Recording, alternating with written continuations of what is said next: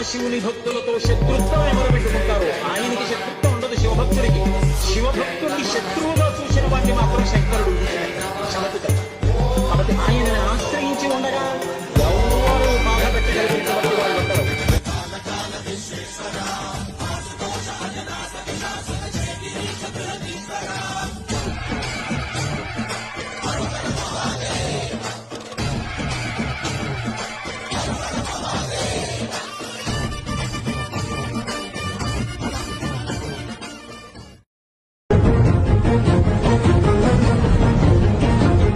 సమస్త కర్మలను నాకర్పించి నన్నే శరణు పొందిన ఎల్ల పాపముల నుండి నిన్ను విముక్తిని గావించును.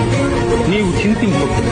ఎవడు పరమోత్కృష్టమైనది పరమ రహస్యమైన ఈ గీతాశాస్త్రమును నా భక్తులకు ఉపదేశము చేయుచున్నాడు వాడు మోక్షమునకు అర్హుడు. ధనంజయ